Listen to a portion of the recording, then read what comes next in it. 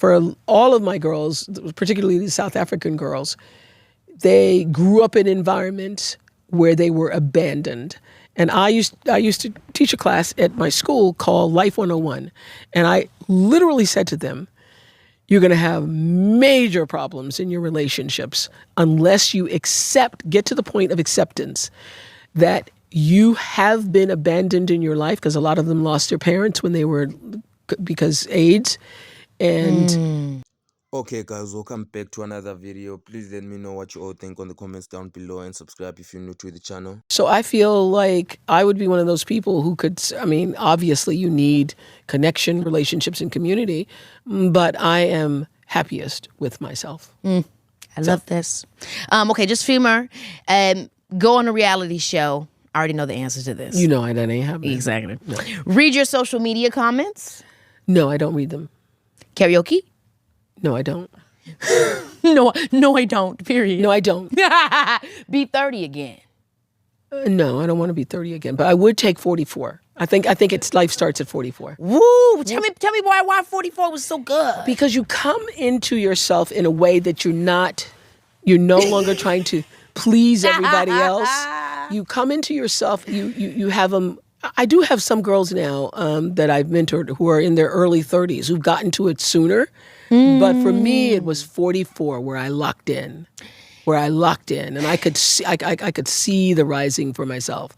I wasn't just doing things for other people. I wasn't just creating the work to be like, oh, I have this talk show. I really was in full drive, purposeful living for myself. 44 is when it locks in. You saying that is so interesting about the 30-year-olds that you're working with. I'm curious of what you see in the difference generationally, what was allowed or what was possible for 30-something women in your time, and then when you see the 30-somethings of us when now. I share my stories from my journal, or even actually have the girls looking at my journal, they go, golly, what kind of woman were you? And what was that? They can't even believe it. The idea of putting up with somebody who doesn't return a phone call, or somebody who doesn't, all these stories I have about, not running my bathwater because the phone might ring. And so sitting by the window and waiting on the blue dots to show up. So sweet.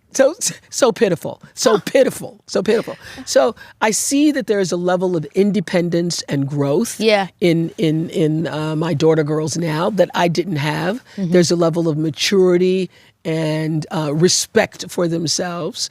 And I would have to say I played a big role in that, because for all of my girls, particularly the South African girls, they grew up in environments where they were abandoned.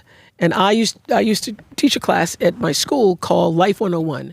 And I literally said to them, you're going to have major problems in your relationships unless you get to the point of acceptance that you have been abandoned in your life, because a lot of them lost their parents when they were, because AIDS, and, absolutely poverty and crime and all the other things. So you don't want to be, I said, you're either going to be the kind of woman who is going through the pockets of your spouse and looking at the wallet and looking at the phone calls and who did you see and and do you love me enough? Or you're the kind of person who shuts all of that down and you don't let anybody in. So do the work on yourself, for yourself, that gets you to the point where you can have full acceptance of yourself, so you're not blaming your relationships for where you are. And so I've seen that. Those girls are they're so good at it. They're so good at it. Much better than I was. I was late. But it's so good, like you were saying. Hold on to the bumper, baby. That imagery? Oh my God. No, this imagery. Okay. You see all the people watching from their apartments? Oh my God, that was bad. Well, I think, I'll go ahead and leave it there.